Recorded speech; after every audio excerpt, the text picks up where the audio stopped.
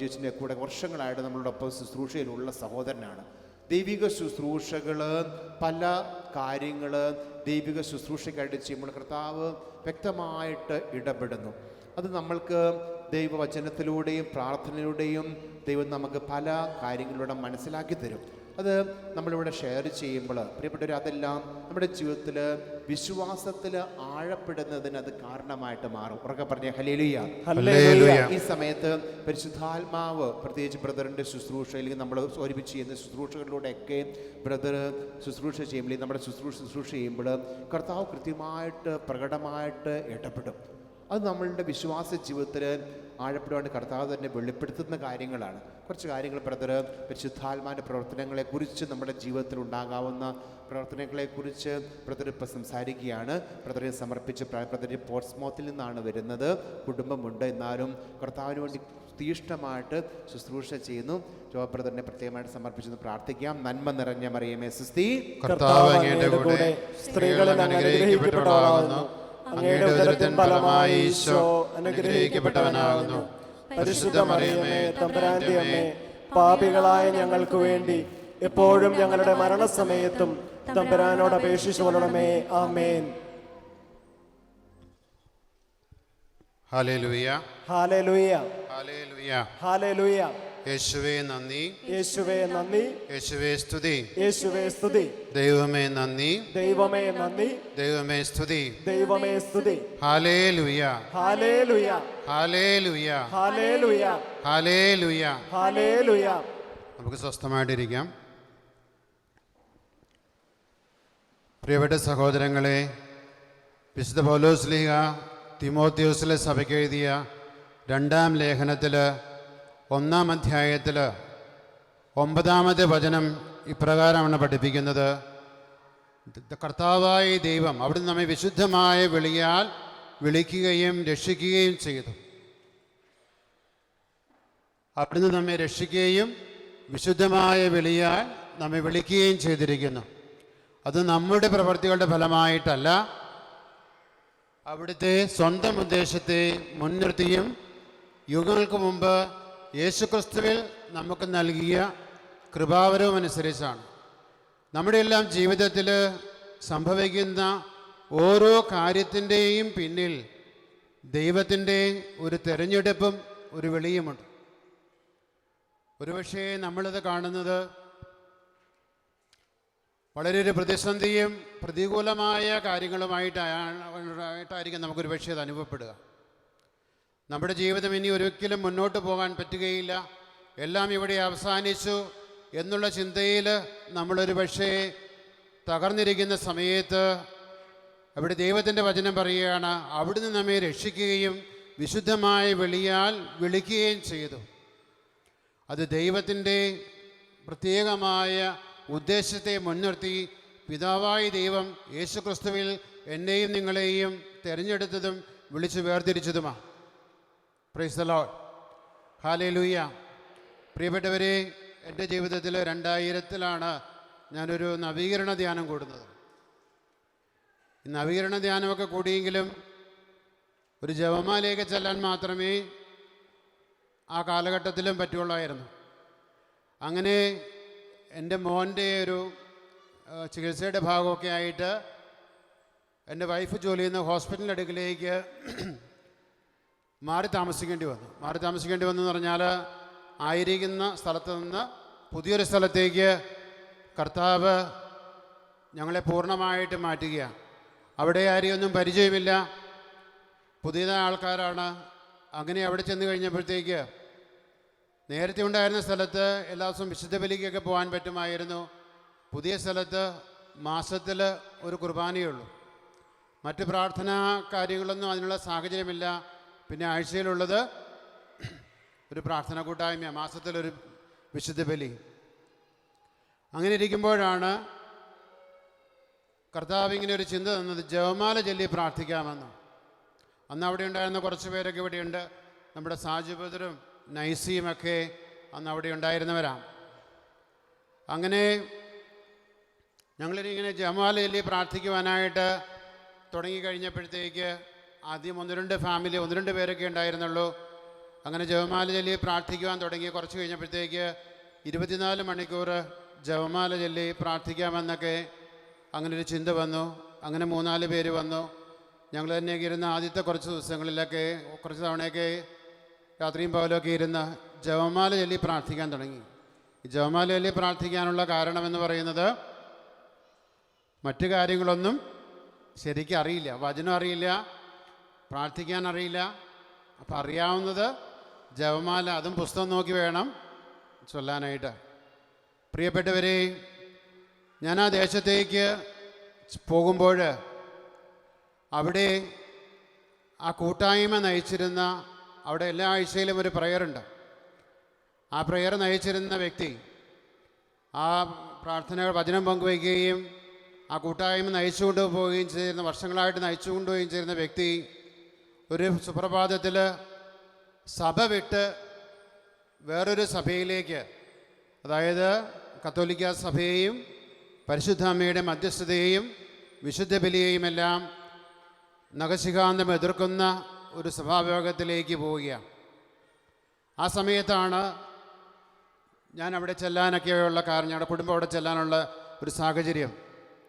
അപ്പം അങ്ങനെ ജപമാല ചൊല്ലി പ്രാർത്ഥിക്കാൻ തുടങ്ങിയപ്പോൾ അവിടെ ഒത്തിരി പ്രാർത്ഥനാ കൂട്ടായ്മകളുണ്ടായിരുന്നു. നമുക്ക് ഗൾഫിലുള്ളവർക്കറിയാം, പല സ്ഥലങ്ങളിലും ചെറിയ ചെറിയ പ്രാർത്ഥനാ കൂട്ടായ്മകൾ, അത് പല സഭാവിഭാഗങ്ങളിൽ പെട്ടതാണ്.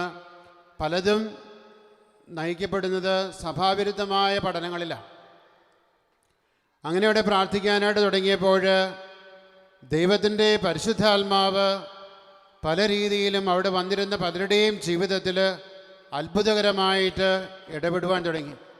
വരുന്ന ഓരോ വ്യക്തികളുടെയും ജീവിതത്തിൽ ദൈവത്തിൻ്റെ പരിശുദ്ധാത്മാവ് പരിശുദ്ധ അമ്മയുടെ മധ്യസ്ഥതയിലൂടെ ഒന്നും അറിയാതിരുന്ന ഞങ്ങളുടെ ജീവിതത്തിൽ പല കാര്യങ്ങളും, സ്വർഗത്തിൻ്റെ പല കാര്യങ്ങളും വെളിപ്പെടുത്തുകയും അങ്ങനെ അനേകരെ ആ കൂട്ടായ്മയിലേക്ക് ദൈവം കൂട്ടിക്കൊണ്ടുവന്നു. ആ സാഹചര്യത്തിൽ നമ്മൾ അവിടേക്ക് ഒത്തിരി പേര്, അതായത് കത്തോലിക്ക വിശ്വാസം ഉപേക്ഷിച്ച് പല കൂട്ടായ്മകളിലൊക്കെ പോകുന്നുണ്ടായിരുന്നു. ഹല്ലേലൂയ. അപ്പസ്തോല പ്രവർത്തനങ്ങൾ 20-ാം അധ്യായത്തിൽ 28-ാമത്തെ വചനത്തിൽ പഠിപ്പിക്കുന്നുണ്ട്, നിങ്ങളെയും അജഗണങ്ങളെയും പറ്റി ജാഗരൂകരായിരിക്കുവിൻ. കർത്താവ് സ്വന്തം രക്തത്താൽ വീണ്ടെടുത്ത ദൈവത്തിൻ്റെ സഭയെ പരിപാലിക്കുവാൻ പരിശുദ്ധാത്മാവിനാൽ നിയോഗിക്കപ്പെട്ടവരാണ് നമ്മൾ ഓരോരുത്തരും. കർത്താവ് നിങ്ങളെയും അജഗണങ്ങളെയും മുഴുവൻ ഓർത്ത് ജാഗരൂകരായിരിക്കുവിൻ. കർത്താവ് സ്വന്തം രക്തത്താൽ വീണ്ടെടുത്ത ദൈവത്തിൻ്റെ സഭയെ പരിപാലിക്കുവാൻ പരിശുദ്ധാത്മാവിനാൽ നിയോഗിക്കപ്പെട്ടവരാണ്. അതാണ് നമ്മൾ കണ്ടത് തിമോത്തിക്ക് എഴുതിയ 2-ാം ലേഖനത്തിൽ 1-ാം അധ്യായത്തിൽ 9-ാമത്തെ വചനത്തിൽ കണ്ടത്. അവിടുന്ന് നമ്മെ രക്ഷിക്കുകയും വിശുദ്ധമായ വിളിയാൽ വിളിക്കുകയും ചെയ്തു. അത് പുത്രനായ യേശുക്രിസ്തുവിൻ്റെ ഉദ്ദേശത്തെ യുഗങ്ങൾക്കെല്ലാം മുമ്പ്, ഞാനും നിങ്ങളുമെല്ലാം ഈ ഭൂമിയിൽ ജനിക്കുന്നതിന് മുമ്പ് തന്നെ പിതാവായ ദൈവം എന്നിലൂടെയും നിങ്ങളിലൂടെയും എല്ലാം പൂർത്തീകരിക്കുവാനായിട്ട് ഒരുക്കി വച്ചിരിക്കുന്ന ദൈവത്തിൻ്റെ പ്രവൃത്തികൾ നിറവേറുവാൻ വേണ്ടിയിട്ടാണ്. നമ്മുടെ ജീവിതത്തിൽ സംഭവിക്കുന്ന ഓരോ കാര്യങ്ങളും കർത്താവിൻ്റെ മഹത്വത്തിന്, കർത്താവ് എനിക്കും നിങ്ങൾക്കും വേണ്ടി എന്നിലൂടെയും നിങ്ങളിലൂടെയും വെളിപ്പെടുത്തുവാനിരിക്കുന്ന സ്വർഗത്തിൻ്റെ പ്രവൃത്തികൾ. ഈ സ്വർഗത്തിൻ്റെ പ്രവൃത്തി എന്ന് പറയുന്നത് എന്താണ്? അവൻ്റെ സഭയെ പണിയുക. ഒരുപക്ഷെ നമ്മുടെ ഒരു രോഗമായിരിക്കാം, ഒരുപക്ഷെ ഒരു സാമ്പത്തിക തകർച്ചയായിരിക്കാം, അല്ലെങ്കിൽ മറ്റെന്തെങ്കിലും കാരണങ്ങളായിരിക്കാം ഒരുപക്ഷെ ഞാൻ ദൈവത്തെ തേടുന്നത്. അതിൻ്റെ പിന്നിൽ ദൈവം ഉദ്ദേശിക്കുന്നത് എൻ്റെ ഒരു പ്രശ്നത്തിൻ്റെ പരിഹാരം മാത്രമല്ല, അവൻ്റെ സഭയെ പണിയുവാൻ. കർത്താവ് സ്വന്തം രക്തത്താൽ വീണ്ടെടുത്ത കർത്താവിൻ്റെ സഭയെ പണിയുവാൻ പരിശുദ്ധാത്മാവിനാൽ നിയോഗിക്കപ്പെട്ടവരാണ്, തിരഞ്ഞെടുക്കപ്പെട്ടവരാണ്. ഹല്ലേലൂയ. യേശുവേ നന്ദി, യേശുവേ സ്തുതി. ദൈവമേ നന്ദി, ദൈവമേ സ്തുതി. പ്രിയപ്പെട്ടവരെ, ഇങ്ങനെയുള്ള ചില ക്രൈസിസ് സിറ്റുവേഷനിലെല്ലാം ദൈവത്തിൻ്റെ പരിശുദ്ധാത്മാവ് എങ്ങനെയാണ് സഭയെ നയിക്കുന്നത്, അല്ലെങ്കിൽ ഒരു കൂട്ടായ്മയെ ബിൽഡ് ചെയ്യുന്നത് എന്നത് അനുഭവത്തിൻ്റെ വെളിച്ചത്തിൽ പങ്കുവയ്ക്കാനാണ് ഞാൻ ആഗ്രഹിക്കുന്നത്. അങ്ങനെ അവിടെ പ്രാർത്ഥിക്കുവാൻ തുടങ്ങിയപ്പോൾ കർത്താവിൻ്റെ ഈ അത്ഭുത പ്രവർത്തികൾ പരിശുദ്ധാത്മാവിൻ്റെ പ്രകടമായ ഇടപെടൽ മനസ്സിലാക്കി കഴിഞ്ഞപ്പോൾ പല മതത്തിൽപ്പെട്ടവരും പല മതസ്ഥരും മുസ്ലിങ്ങളും മറ്റ് സഭയിൽപ്പെട്ടവരും ഹിന്ദുക്കളുമൊക്കെ പല ദൂരസ്ഥലങ്ങളിൽ നിന്നെല്ലാം പ്രാർത്ഥിക്കുവാനായിട്ട് വരാൻ തുടങ്ങി. ഒരിക്കൽ ഒരു പെന്തക്കോസ്ത സഭയിൽപ്പെട്ട ഒരു സഹോദരി അവിടെ എൻ്റെ വീട്ടിലേക്ക് വരേണ്ട ഒരു സാഹചര്യമുണ്ടായി. പ്രാർത്ഥിക്കുവാനല്ല, എന്തോ ഹോസ്പിറ്റലിൽ ഒരു പേപ്പർ തരുവാൻ വേണ്ടിയിട്ടാണ് അവിടെ വന്നത്. ആ സഹോദരി ഇങ്ങനെയാണ് ചിന്തിച്ചു വച്ചിരുന്നത്, ജപമാല പ്രാർത്ഥിക്കുന്ന ഭവനമാണ്, അതുകൊണ്ട് ആ വീടിൻ്റെ ഉള്ളിൽ കയറാൻ പാടില്ല, അവിടെ തിന്മയുടെ സ്വാധീനമുണ്ട്, ഈ അത്ഭുതങ്ങളും ഒക്കെ സംഭവിക്കുന്നത്, രോഗശാന്തികളുമൊക്കെ സംഭവിക്കുന്നത് ഇത് തിന്മയുടെ പ്രവർത്തനമാണ്.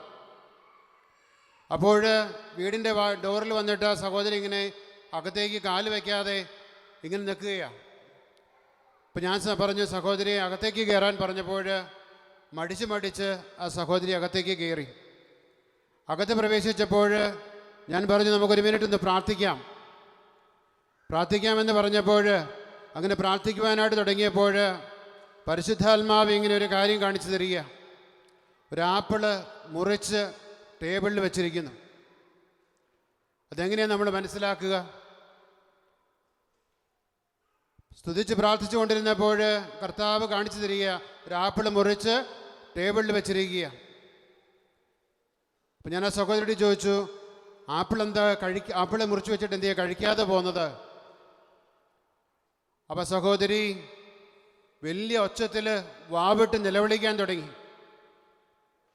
ഞാൻ വിചാരിച്ചു, ഒരു ആപ്പിളിന് എന്താ ഇതിന് മാത്രം ഒരു മനുഷ്യനെ സ്വാധീനിക്കാനുള്ളത്? അപ്പോൾ സഹോദരി പറയുകയാണ്, നമ്മുടെ വീടിനടുത്ത് തന്നെ താമസിച്ചിരുന്നൊരു സഹോദരിയാണ്, എന്നാൽ ഈ പരിശുദ്ധ അമ്മയോടുള്ള പ്രാർത്ഥനയൊക്കെ നടക്കുന്നത് കൊണ്ട് നമ്മളോട് പ്രത്യേക ഒരു അകലം സൂക്ഷിച്ചിരുന്നു. അവിടെ വരാനും കാണാനും സംസാരിക്കാനൊക്കെ ഒരു മടിയുണ്ടായിരുന്നു. അപ്പം സഹോദരി പറഞ്ഞത്, ഞാൻ എന്തായാലും വീടിൻ്റെ ഉള്ളിൽ കയറത്തില്ല, കൂടെ വേറൊരു കൂട്ടുകാരിയും ഉണ്ടായിരുന്നു. ഞാൻ അവിടെ നിന്ന് പുറത്ത് വെച്ച് തന്നെ ഈ ഡോക്യുമെൻ്റ് കൊടുത്തിട്ട് ഞാൻ വീട്ടിൽ തിരിച്ചു പോരും. അപ്പോഴാണ് ഒരു ആപ്പിൾ എടുത്ത് കഴിക്കുവാൻ വേണ്ടി മുറിച്ച് വെച്ചത്. അപ്പോൾ പറഞ്ഞു, ഞാൻ തിരിച്ചു വന്നിട്ട് കഴിച്ചോളാം എന്ന് പറഞ്ഞ് അവിടെ വെച്ചിട്ട് പോന്നു. അങ്ങനെ തിരിച്ചു വന്നിട്ട് കഴിക്കാമെന്ന് പറഞ്ഞ് ഈ ഒരു കാര്യത്തെക്കുറിച്ച് പരിശുദ്ധാത്മാവ് വെളിപ്പെടുത്തി കഴിഞ്ഞപ്പോൾ ഈ സഹോദരി വാവിട്ട് നിലവിളിക്കുക, എൻ്റെ യേശു അപ്പച്ച, നീ എൻ്റെ ഒരു ചെറിയ കാര്യം പോലും അറിയുന്നല്ലോ എന്ന് പറഞ്ഞ് ഈ സഹോദരി വാവിട്ട് കരയുക. മറ്റൊരു സഭാവിഭാഗത്തിൽ നിന്ന് വർഷങ്ങൾക്ക് മുമ്പ് ഈ സഭയിലേക്ക് രക്ഷിക്കപ്പെട്ടു വന്നതാണ്.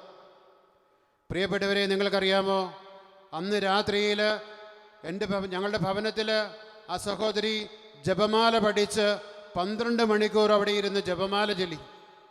Price the Lord, hallelujah. ആഴമായ ഒരു പരിശുദ്ധാത്മ അനുഭവത്തിലേക്ക്, പരിശുദ്ധ അമ്മയുമായിട്ടുള്ള ആഴമായ ഒരു ബന്ധത്തിലേക്ക് കടന്നു വരുവാൻ ആ സഹോദരിയോട് കർത്താവ് കാരുണ്യം കാണിച്ചു. Hallelujah, hallelujah. അങ്ങനെ പല സഭാവിഭാഗങ്ങളുണ്ടായിരുന്ന പലരും അവിടെ നമുക്കറിയാവുന്ന ഒരു പ്രാർത്ഥന ജപമാലയാണ്. മറ്റു കൂടുതൽ പ്രാർത്ഥനകളോ വചനമൊന്നും അന്നും കാര്യമായിട്ടൊന്നും അറിയത്തില്ല. 2001, 2002 സമയത്താണ്. Hallelujah, hallelujah. കർത്താവിൻ്റെ സഭയെ പരിപാലിക്കുവാൻ, പണിയുവാൻ പരിശുദ്ധാത്മാവിനാൽ നിയോഗിക്കപ്പെട്ടവരാണ് നമ്മൾ ഓരോരുത്തരും. പ്രിയപ്പെട്ടവരെ, അങ്ങനെ പലരും അങ്ങനെ കടന്നു വന്ന് അവിടെ പ്രാർത്ഥിക്കാനായിട്ട് വരുമ്പോൾ ദൈവം ഒത്തിരി കാര്യങ്ങളിലൂടെ അവരുടെ വിശ്വാസത്തെ വളർത്തുവാൻ, സഭയോട് ചേർന്ന് നിൽക്കുവാൻ, പരിശുദ്ധ അമ്മയോട് ചേർന്ന് പ്രാർത്ഥിക്കുവാൻ കർത്താവ് വഴിയൊരുക്കുകയായിരുന്നു. നമ്മുടെ സുവിശേഷത്തിൽ കാണുന്നുണ്ട്, പരിശുദ്ധ അമ്മയോട് ചേർന്നുള്ള പ്രാർത്ഥിക്കുന്ന സമയങ്ങളിലെല്ലാം പരിശുദ്ധാത്മാവിൻ്റെ അതിസാധാരണമായ പ്രവർത്തനം നമുക്ക് കാണാനായിട്ട് സാധിക്കും. പരിശുദ്ധ എലിസബത്തിൻ്റെ ഭവനത്തിലേക്ക് കടന്നു വന്നപ്പോഴാണ് പരിശുദ്ധ എലിസബത്ത് പരിശുദ്ധാത്മാവിനാൽ നിറഞ്ഞ് കർത്താവിൻ്റെ അമ്മയെന്ന് പറഞ്ഞത്. എൻ്റെ കർത്താവിൻ്റെ അമ്മയെന്ന് പറയുവാൻ ഒരു വ്യക്തിക്ക് പറ്റുന്നത് പരിശുദ്ധ അമ്മയെ കർത്താവിൻ്റെ അമ്മയായിട്ട് അറിയപ്പെടുവാനായിട്ട്, അല്ലെങ്കിൽ പരസ്യമായിട്ട് പറയുവാൻ സാധിക്കുന്നത് പരിശുദ്ധാത്മാവിൽ നിറഞ്ഞൊരു വ്യക്തിക്കാണ്. അതുകൊണ്ടാണ് എലിസബത്ത് പറഞ്ഞത് എൻ്റെ കർത്താവിൻ്റെ അമ്മയെന്ന്. യേശുവിനെ ഏറ്റവും അധികം സ്നേഹിക്കുന്ന ഒരു വ്യക്തിക്ക് മാത്രമേ യേശുവിൻ്റെ അമ്മയെ സ്വന്തം അമ്മയായി സ്വീകരിക്കാനായിട്ട് സാധിക്കുകയുള്ളൂ. ഇതെല്ലാം പരിശുദ്ധാത്മാവിൻ്റെ പ്രവൃത്തികളാൽ വെളിപ്പെടുന്ന കാര്യങ്ങളാണ്. ഒരിക്കൽ ഒരു സഹോദരി അവിടെ ഹൃദയം നുറങ്ങി കരയുകയാണ്. അവിടെ ഒരു പ്രാർത്ഥനാ മുറി അവിടെയുണ്ട്. എപ്പോഴും പ്രാർത്ഥിക്കുന്നൊരു പലരും വരികയും പ്രാർത്ഥിക്കുകയൊക്കെ ചെയ്യുന്നതാണ്. അപ്പോൾ അവിടെ ഒരു സഹോദരി അവിടെ ഇരുന്നിട്ട് ഒത്തിരി സങ്കടത്തോടെ കരയുകയാണ്. ആ സഹോദരി അവിടെ ഒരു ജോലിക്ക് വേണ്ടി വന്നതാണ്, വിസിറ്റ് വിസയിൽ വന്നതാണ്. പറയാലോ അല്ലേ? പറയട്ടെ. പ്രൈസുള്ള നൈസിയുടെ അനിയത്തിയാണ്. അവിടെ അറ്റൻഡ് ചെയ്ത 3 ഇൻ്റർവ്യൂവും പരാജയപ്പെട്ടു. തിരിച്ച് നാട്ടിലേക്ക് പോകണം. വളരെ സങ്കടത്തോടെ ഞങ്ങൾ പ്രാർത്ഥിക്കുന്ന മുറിയിലിരുന്ന് കരയുമ്പോൾ ദൈവത്തിൻ്റെ പരിശുദ്ധാത്മാവ് ആ സഹോദരിയോട് പറഞ്ഞു, നീ എന്തിനാണ് ഇങ്ങനെ കരയുന്നത്?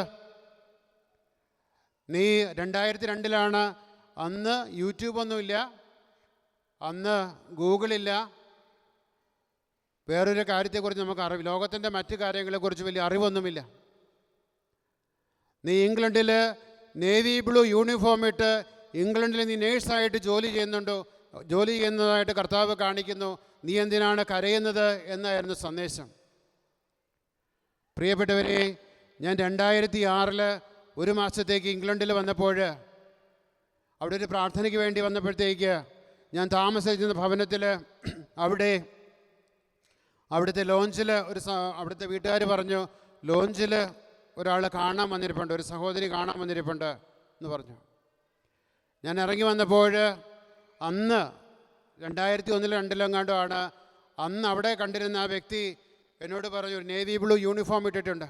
ഞാൻ എൻ്റെ ജീവിതത്തിൽ നേവി ബ്ലൂ യൂണിഫോം ഇട്ട ഒരു നേഴ്സിനെ കണ്ടിട്ടില്ല. ഞാൻ കണ്ടേക്കുന്നത് വൈറ്റും ഈ സ്കൈ ബ്ലൂ ഒക്കെ യൂണിഫോം ഇട്ട ഒരാളെയാണ്. എൻ്റെ മുമ്പിൽ വന്നിട്ട് ഈ യൂണിഫോമിൽ പിടിച്ചിട്ട് എന്നോട് ചോദിച്ചു, ഈ യൂണിഫോം ഓർക്കുന്നുണ്ടോ എന്ന് ചോദിച്ചു. ഞാൻ ചോദിച്ചു, എന്താ? അന്ന് എന്നോട് പറഞ്ഞില്ലായിരുന്നോ ഇംഗ്ലണ്ടിൽ 2001 ആണെന്ന് എൻ്റെ ഓർമ്മ. നേവി ബ്ലൂ യൂണിഫോം ഇട്ട് ഞാൻ ഇംഗ്ലണ്ടിൽ ജോലി ചെയ്യുന്നെന്ന് അന്ന് പറഞ്ഞില്ലായിരുന്നോ? ആ യൂണിഫോമാണ് ഇതെന്ന് പറഞ്ഞ് ആ സഹോദരി അവിടെ ഇരുന്ന് കരഞ്ഞു. ഇപ്പോഴും ഉണ്ട് ഈ സഹോദരി ഇവിടെ. Praise the Lord. ഇവിടെയില്ലേ? ഹല്ലേലൂയ, ഹല്ലേലൂയ. യേശുവേ നന്ദി, യേശുവേ സ്തുതി. ദൈവമേ നന്ദി, ദൈവമേ സ്തുതി. പ്രിയപ്പെട്ട സഹോദരങ്ങളെ, പരിശുദ്ധ അമ്മയോട് ചേർന്ന് പ്രാർത്ഥിച്ചപ്പോൾ, പരിശുദ്ധ അമ്മയോട് ജപമാലയിൽ പ്രാർത്ഥിച്ചപ്പോൾ ദൂരദേശങ്ങളിൽ നിന്ന് വളരെ 2-3 മണിക്കൂറൊക്കെ ഡ്രൈവ് ചെയ്യുന്ന ദൂരങ്ങളിൽ നിന്നെല്ലാം മറ്റു ഭാഷയിൽപ്പെട്ടവർ, മഹാരാഷ്ട്രക്കാർ, മറ്റ് ഹിന്ദി സംസാരിക്കുന്നവർ, മുസ്ലിങ്ങൾ, ഹിന്ദുക്കളെല്ലാം പ്രാർത്ഥിക്കുവാനായിട്ട് കടന്നു വരാൻ തുടങ്ങി. ആ വർഷമാണ് 2002 വട്ടായച്ചൻ അവിടെ ശുശ്രൂഷയ്ക്ക് വന്നത്. Hallelujah, hallelujah. ഈശോയെ നന്ദി, ഈശോയെ സ്തുതി. ദൈവമേ നന്ദി, ദൈവമേ സ്തുതി. Hallelujah, hallelujah. പ്രിയപ്പെട്ടവരെ, ദൈവിക പ്രകാരമുള്ള ദുഃഖം രക്ഷാകരമായ പശ്ചാത്താപം ജനിപ്പിക്കുന്നു. അതിൽ ഖേദത്തിന് അവകാശമില്ല. കൊറിന്ത്യൻസിലെ സഭയ്ക്ക് എഴുതിയ 2-ാം ലേഖനത്തിൽ 7-ാം അധ്യായത്തിൽ 10-ാമത്തെ വചനം പഠിപ്പിക്കുന്നുണ്ട്. ദൈവികത പ്രകാരമുള്ള ദുഃഖം രക്ഷാകരമായ പശ്ചാത്താപം ജനിപ്പിക്കുന്നു. അതിൽ ഖേദത്തിന് അവകാശമില്ല. നമ്മുടെ ജീവിതത്തിലുണ്ടാകുന്ന ചില ദൈവത്തിൻ്റെ ഹിതപ്രകാരമുള്ള സങ്കടങ്ങളും ദുഃഖങ്ങളുമെല്ലാം അത് രക്ഷാകരമായ പശ്ചാത്താപം, ദൈവവുമായിട്ടുള്ള ഒരു വ്യക്തിബന്ധത്തിലേക്ക് നയിക്കുന്ന ദൈവത്തിൻ്റെ ഇടപെടലാണ്. ഏതാണ്ട് 2 വർഷങ്ങൾക്ക്, കോവിഡിനൊക്കെ 1 വർഷം മുമ്പ്, ഇവിടെ ഒരു കുടുംബം ബാംഗ്ലൂരിൽ നിന്ന് ഇംഗ്ലണ്ടിൽ ഹോളിഡേയ്സിന് വന്നു. അവർ വന്നത് ഹോളിഡേയ്സിനാണ്. അവിടെ IT മേഖലയിൽ ജോലി ചെയ്യുന്നൊരു കുടുംബമാണ്. ആ കുടുംബത്തിൻ്റെ താല്പര്യം 2 ആഴ്ച ഇവിടുത്തെ കാഴ്ചകളെല്ലാം കണ്ടുപോകണം. അപ്പോൾ ആ പുള്ളിക്കാരത്തിയുടെ ഇവിടെ വന്ന കുടുംബത്തിലെ പുള്ളിക്കാരത്തിയുടെ ചേച്ചി എന്നോട് പറഞ്ഞു, നമ്മളൊന്നിച്ച് പ്രാർത്ഥിക്കുന്ന, അപ്പോൾ ബ്രദറെ ഇവരെ ഒന്ന് കാണാൻ പറ്റുമെന്ന് ചോദിച്ചു.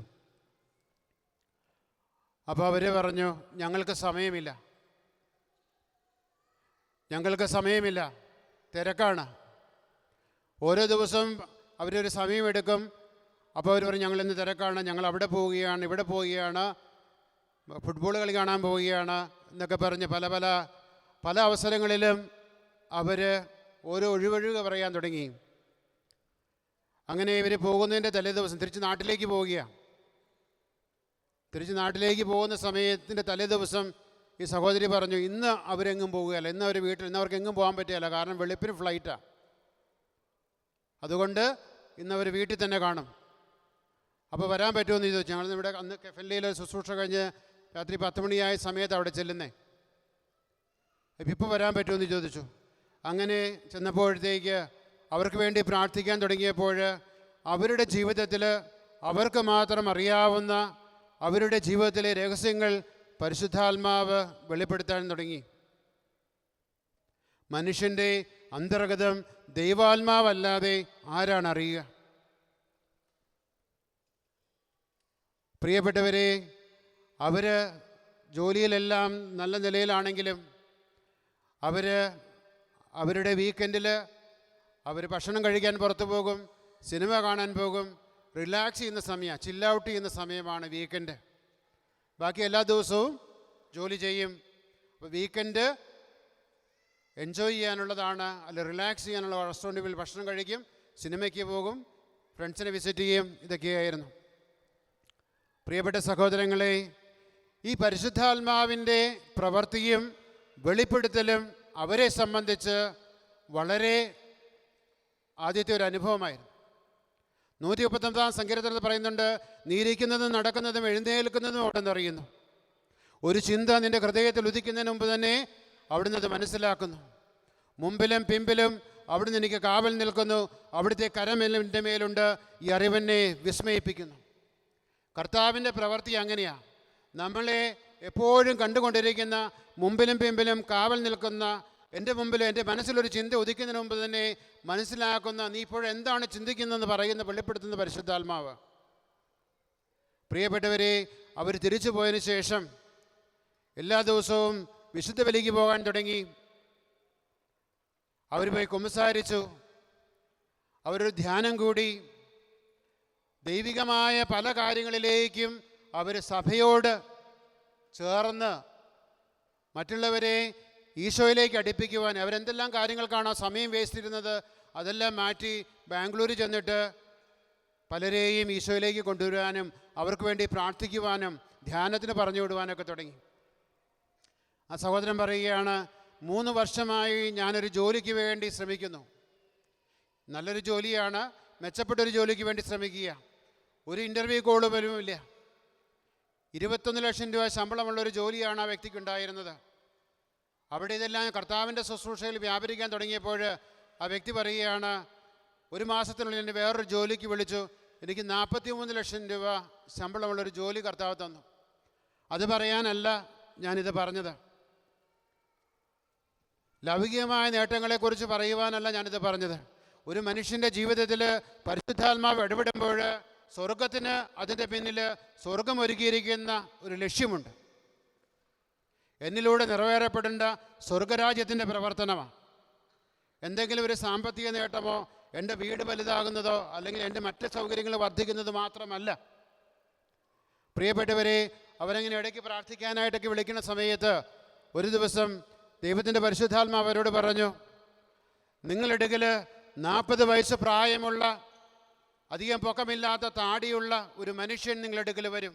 ഇരുനിറമുള്ള താടിയുള്ള 40 വയസ്സിന് അടുത്ത പ്രായമുള്ള ഒരാൾ നിങ്ങളെടുക്കൽ വരും. അയാൾ വരുന്നത് ഒരു സഹായത്തിന് വേണ്ടിയാണ് വരുന്നത്. പ്രിയപ്പെട്ടവരെ, ദൈവത്തിൻ്റെ ഓരോ വെളിപ്പെടുത്തലിനെയും ഗൗരവപൂർവ്വം എടുക്കുന്ന അവർ ഇതെല്ലാം പുസ്തകത്തിൽ അവർ ബുക്കിൽ എഴുതിയിടും, ഡേറ്റ് ഇട്ട് ബുക്കിൽ എഴുതിയിടും. അവരിതെല്ലാം എഴുതി വെച്ച് പ്രാർത്ഥിച്ചുകൊണ്ടിരുന്നു. ഈ അടയാളങ്ങളെല്ലാം പറഞ്ഞ അടയാളങ്ങൾ ആരാന്നറിയത്തില്ല. ഇങ്ങനെ പറഞ്ഞു, 40 വയസ്സിനടുത്ത് പ്രായമുള്ള ഇരുനിറമുള്ള അധികം പൊക്കമില്ലാത്ത ഒരു താടിയുള്ള മനുഷ്യൻ, അത്യാവശ്യം തടിയുണ്ട്, നിങ്ങളെ സമീപിക്കും, അതൊരു സഹായത്തിന് വേണ്ടിയാണെന്ന് പരിശുദ്ധാത്മാവ് പറഞ്ഞു. ഇങ്ങനെ ഇവർ മുന്നോട്ട് പോകുമ്പോൾ ഇവരിതേ അടയാളമുള്ള ഒരു മനുഷ്യനെ കണ്ടു. ഇവരങ്ങോട്ട് പോയി പറഞ്ഞു, കർത്താവ് നിങ്ങളെക്കുറിച്ച് ഞങ്ങളോട് പറഞ്ഞിട്ടുണ്ട്. അപ്പോൾ ആ വ്യക്തി ചോദിച്ചു, എന്താണ്?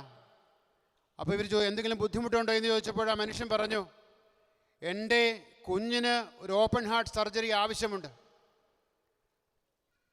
ഞാൻ പക്ഷേ കർത്താവിനോട് പറഞ്ഞു, ഞാൻ ഒരു മനുഷ്യനോടും സഹായം ആവശ്യപ്പെടുകയില്ല. ഒരു സിസ്റ്റേഴ്സിൻ്റെ നിത്യാരാധന ചാപ്പലുണ്ട്. ആ ചാപ്പലിൽ പോയിരുന്ന് എന്നും ഈശോയോട് പറയും, ഈശോയെ, എൻ്റെ കുഞ്ഞിനെ സുഖപ്പെടുത്തുവാൻ, എൻ്റെ കുഞ്ഞിൻ്റെ ചികിത്സയ്ക്ക് വേണ്ട കാര്യങ്ങൾ നീ ചെയ്യണം. ഞാൻ ഒരു മനുഷ്യനോടും ചോദിക്കില്ല, എനിക്ക് നിന്നോട് മാത്രമേ പറയാനുള്ളൂ. ഈ വ്യക്തി എന്നും ചാപ്പലിരുന്ന് പ്രാർത്ഥിക്കും. സിസ്റ്റേഴ്സ് പറയും, ഞങ്ങൾ പ്രാർത്ഥിച്ചോളാം, ഞങ്ങളുടെ കയ്യിൽ പൈസ ഇല്ല, ഞങ്ങൾ പ്രാർത്ഥിച്ചോളാം എന്ന് സിസ്റ്റേഴ്സും പറയും. എന്നും ഈ ചാപ്പലിൽ പോയിരുന്ന് ദിവ്യകാരുണ്യത്തിൻ്റെ മുമ്പിലിരുന്ന് ആ മനുഷ്യൻ പ്രാർത്ഥിക്കുമായിരുന്നു. പ്രിയപ്പെട്ടവരെ, ഇവരിത് തിരിച്ചറിഞ്ഞപ്പോൾ ആ കുഞ്ഞിൻ്റെ ഓപ്പറേഷന് വേണ്ട മുഴുവൻ തുകയും, പ്രൈസ് ദി ലോർഡ്, ഒരു വ്യക്തിയുടെ ജീവിതത്തിൽ ദൈവം ഇടപെടുമ്പോൾ അത് എവിടേക്കാണ് സഭയെ പണിയുന്ന തലത്തിലേക്ക് പോകുന്നത്. ഒരു മനുഷ്യൻ കർത്താവിൻ്റെ മുമ്പിലിരുന്ന്, ദിവ്യകാരുണ്യ ഈശോയുടെ മുമ്പിലിരുന്ന് കർത്താവിനോട് ആവശ്യപ്പെടുമ്പോൾ കർത്താവിൻ്റെ ആത്മാവ് പ്രവർത്തിക്കുക. ഈ മനുഷ്യൻ പറഞ്ഞു, അവരോട് പറഞ്ഞു, ഞാൻ നിങ്ങളോട് പൈസ ചോദിച്ചില്ല, ഞാൻ എൻ്റെ കർത്താവിനോടാണ് ചോദിച്ചത്. അപ്പോൾ അവർ പറഞ്ഞു, കർത്താവ് ഞങ്ങളോട് പറഞ്ഞിട്ടുണ്ട് നിങ്ങളെ സഹായിക്കണമെന്ന്. പ്രിയപ്പെട്ടവരെ, എറണാകുളം ലിസി ഹോസ്പിറ്റല് ഈ കുഞ്ഞിൻ്റെ ഓപ്പറേഷന് വേണ്ടി അവരൊരു വീട് വാടകയ്ക്ക് എടുത്ത് ആ കുഞ്ഞിനെ താമസിപ്പിക്കുവാനും ഏകദേശം 3-3.5 ലക്ഷം രൂപയോളം ചിലവാക്കി ആ കുഞ്ഞിൻ്റെ സർജറി മുഴുവനും ഈ കുടുംബം ഏറ്റെടുത്ത് നടത്തി. അതുമാത്രമല്ല, ഇവർക്ക് ലഭിക്കുന്ന സമ്പത്തിൻ്റെ ഓഹരി കൊണ്ട് കർത്താവിൻ്റെ പല ശുശ്രൂഷകൾക്കും പാവപ്പെട്ടവരെയും രോഗികളെയും എല്ലാം സഹായിക്കുവാനായിട്ട് ആ കുടുംബം മുന്നോട്ട് വരിക, കർത്താവിൻ്റെ ശുശ്രൂഷയിൽ വ്യാപരിക്കുക. കർത്താവിൻ്റെ സഭയെ പരിപാലിക്കുവാൻ പരിശുദ്ധാത്മാവിനാൽ നിയോഗിക്കപ്പെട്ടവരാണ്. ഹല്ലേലൂയ, ഹല്ലേലൂയ. യേശുവേ നന്ദി, യേശുവേ സ്തുതി. ദൈവമേ നന്ദി, ദൈവമേ സ്തുതി. Hallelujah, hallelujah. പ്രിയപ്പെട്ടവരെ, ഒരു കാര്യം കൂടി പറഞ്ഞുകൊണ്ട് ഞാൻ അവസാനിപ്പിക്കാം. എൻ്റെ മോനെന്ന് ഉണ്ടായിരുന്ന മോൻ, എനിക്ക് 4 മക്കളാണ് അന്നുണ്ടായിരുന്നത്. ഇപ്പം 5 പേരാണുള്ളത്. ഇപ്പോൾ കൂടെ ഒരാളാണുള്ളത്. 4 പേര് സ്വർഗത്തിലാണ്. അന്ന് ഈ ഞങ്ങൾ പ്രാർത്ഥിക്കുന്ന സമയത്ത് ഉണ്ടായിരുന്ന മോൻ 4.5 വയസ്സായപ്പോൾ ലുക്കേമിയായിട്ട് മരിച്ചു. അതാണ് ഞാൻ പറഞ്ഞത്, ദൈവികത പ്രകാരമുള്ള ദുഃഖം രക്ഷാകരമായ പശ്ചാത്താപം ജനിപ്പിക്കുന്നു. അതിൽ ഖേദത്തിന് അവകാശമില്ല. 4 മക്കൾ, 4ാമത്തെ മകനായിരുന്നു. 4ാമത്തെ മകനാണ് കൂടെ ഉണ്ടായിരുന്നത്. ആ മകൻ ലുക്കേമിയായിട്ട് 4.5 വയസ്സിൽ മരിച്ചു. എൻ്റെ മകൻ 1 വർഷത്തോളം ലേക്ക് ഷോർ ഹോസ്പിറ്റലിൽ കിടന്നു. ലേക്ക് ഷോർ ഹോസ്പിറ്റലിൽ കിടക്കുമ്പോൾ ഞാൻ എന്തും ആ ചാപ്പലിൽ രാവിലെ ഡോക്ടേഴ്സിൻ്റെ റൗണ്ട് കഴിഞ്ഞ് ഞാൻ ആ ചാപ്പലിൽ പോയിരുന്ന് പ്രാർത്ഥിക്കും. അങ്ങനെ അവിടെ പ്രാർത്ഥിക്കുമ്പോൾ കർത്താവിൻ്റെ പ്രത്യേക കരുണയാൽ അവിടുത്തെ ഗുണ്ടാ സംഘത്തിൽപ്പെട്ട ഒരു മനുഷ്യൻ കാണാനായിട്ട് വന്നു. 42 കേസിൽ പ്രതിയായ ഒരു മനുഷ്യൻ, 3 വർഷം ജയിലിൽ കടന്നൊരു മനുഷ്യൻ, വിവിധതരം മയക്കുമരുന്നുകൾ കൂട്ടിക്കലർത്തി കോക്ടെയിൽ ഓഫ് ഡ്രഗ്സ് ഉപയോഗിക്കുന്നൊരു വ്യക്തി, എല്ലാത്തരം മ്ലേച്ഛതകൾക്കും തിന്മകൾക്കും അടിപ്പെട്ട ജയിലിലായിരുന്ന, 3 വർഷം ജയിലിൽ കടന്നിരുന്ന, ഇപ്പോഴും 3 കേസിൽ വാറണ്ടുള്ള 7ഓളം പോലീസ് സ്റ്റേഷൻ, 42ഓളം കേസിൽ പ്രതിയായ ഒരു വ്യക്തി. ആ വ്യക്തിയുമായിട്ട് ഞാൻ ആ ചാപ്പലിരുന്ന് പ്രാർത്ഥിക്കുമ്പോൾ ഞാൻ ആ വ്യക്തിയോട് പറഞ്ഞു, സഹോദരനെ, ഈശോയ്ക്ക് വലിയ ഇഷ്ടമാണ് കേട്ടോ എന്ന് പറഞ്ഞു. ഞാനിങ്ങനെ തോളത്ത് പിടിച്ചിട്ട് പറഞ്ഞു, ഈശോയ്ക്ക് വലിയ ഇഷ്ടമുള്ള ഒരാളാണ്. ആ വ്യക്തി അവിടെ ഇരുന്ന് പൊട്ടിക്കരയാൻ തുടങ്ങി. 42 കേസിൽ പ്രതിയായ ഒരു വ്യക്തി, ക്രൂരതയുടെ പര്യായമാണ്. ആൾക്കാരെയെല്ലാം മൃഗീയമായിട്ട് മർദ്ദിക്കുന്ന ഒരു വ്യക്തിയാണ്. 45 മിനിറ്റോളം അവിടെ ഇരുന്ന് പൊട്ടിക്കരഞ്ഞിട്ട് പറഞ്ഞു, പോലീസുകാർ ഞങ്ങളെ പിടിക്കുമ്പോൾ എൻ്റെ കൈയും കാലും വളച്ച് ഫാനിൽ കെട്ടിത്തൂക്കിയിട്ട് വയറ്റത്തിൽ ലാത്തി കൊണ്ട് കുത്താറുണ്ട്, മൃഗീയമായിട്ട് മർദ്ദിക്കാറുണ്ട്. എൻ്റെ ജീവിതത്തിൽ ഞാൻ ഒരിക്കൽ പോലും കരഞ്ഞിട്ടില്ല. പ്രിയപ്പെട്ടവരെ, ഈശോയ്ക്ക് ഇഷ്ടമാണ്, ഈശോയ്ക്ക് വലിയ ഇഷ്ടമാണ്, സ്നേഹമാണെന്ന് പറഞ്ഞപ്പോൾ ദൈവത്തിൻ്റെ പരിശുദ്ധാത്മാവ് ആ വ്യക്തിയുടെ ഹൃദയത്തെ തുറന്നു. ആ വ്യക്തി അവിടെ ഇരുന്ന് കരഞ്ഞ് അവിടെ ഇരുന്നിട്ട് ഞാൻ ആ വ്യക്തിയോട് പറഞ്ഞു, നല്ലൊരു കുമ്പസാരത്തിന് ഒരുങ്ങുക. അന്ന് ചിറ്റൂർ 2005 ചിറ്റൂർ ധ്യാന കേന്ദ്രത്തിൽ പോയി 4 മണിക്കൂർ എടുത്ത് കുമ്പസാരിച്ചു. പ്രിയപ്പെട്ടവരെ, അതിനുശേഷം ഇങ്ങനെയുള്ള ഗ്യാങ്ങിലൊക്കെ പെടുന്ന പലരെയും വിളിച്ചുകൊണ്ട് പ്രാർത്ഥിക്കുവാനായിട്ട് വരുമായിരുന്നു. അട്ടപ്പാടിയിലും സഹിയോനിലൊക്കെ ഇടയ്ക്കിടയ്ക്ക് ധ്യാനം കൂടാൻ ആ വ്യക്തി പോകാറുണ്ടായിരുന്നു. പലരെയും ഇങ്ങനെ കൂട്ടിക്കൊണ്ടു പോകാറുണ്ടായിരുന്നു. നമുക്കൊരു നിമിഷം കർത്താവിൻ്റെ സന്നിധിയിൽ ഒന്ന് എഴുന്നേറ്റ് നിൽക്കാം. വിശുദ്ധ മോണ്ടിഫോർട്ട് പറയുന്നത്, പിതാവായ ദൈവം ഭൂമിയിലെ ജലത്തെയെല്ലാം ഒരുമിച്ച് കൂട്ടി അതിന് കടലെന്ന് പേരിട്ടു. ദൈവം തൻ്റെ കൃപയെല്ലാം ഒരു വ്യക്തിയിൽ നിക്ഷേപിച്ചിട്ട് അവൾക്കിട്ട പേരാണ് മറിയം. തൻ്റെ കൃപയെല്ലാം ഒരു വ്യക്തിയിൽ നിക്ഷേപിച്ചിട്ട് ദൈവം അവളെ വിളിച്ച പേരാണ് മറിയം. പരിശുദ്ധ അമ്മയോട് ചേർന്നുള്ള പ്രാർത്ഥിക്കുന്ന സമയങ്ങളിൽ ദൈവത്തിൻ്റെ പരിശുദ്ധാത്മാവിൻ്റെ അത്ഭുതകരമായ ഇടപെടൽ നമ്മുടെ എല്ലാം ജീവിതത്തിൽ വെളിപ്പെടും. പരിശുദ്ധ അമ്മയുടെ വിവരത്തിലേക്ക് നമ്മുടെ നിയോഗങ്ങളെ സമർപ്പിച്ചുകൊണ്ട്, ദൈവം എനിക്കും നിങ്ങൾക്കും വേണ്ടി ഒരുക്കി വച്ചിരിക്കുന്ന ഈ സ്വർഗത്തിൻ്റെ പ്രവർത്തികൾ വെളിപ്പെടുവാനും അത് പൂർത്തീകരിക്കുവാനും അമ്മയെ സഹായിക്കണമെന്ന് പ്രാർത്ഥിച്ചുകൊണ്ട് പരിശുദ്ധ അമ്മയിലേക്ക് നമ്മെ തന്നെ സമർപ്പിക്കാം. നന്മ നിറഞ്ഞ മറിയമേ സ്വസ്തി, സ്ത്രീകൾ അങ്ങ് അനുഗ്രഹിക്കപ്പെട്ടവളാകുന്നു, അങ്ങയുടെ ഉദരത്തിൻ ഫലമായി ഈശോ അനുഗ്രഹിക്കപ്പെട്ടവനാകുന്നു. പരിശുദ്ധ മറിയമേ തമ്പുരാന്റെ അമ്മേ, പാപികളായ ഞങ്ങൾക്ക് വേണ്ടി ഇപ്പോഴും ഞങ്ങളുടെ മരണസമയത്തും തമ്പുരാനോട് അപേക്ഷിച്ചു കൊള്ളണമേ. ആമേൻ. ബഹുമാനപ്പെട്ട ജോജോ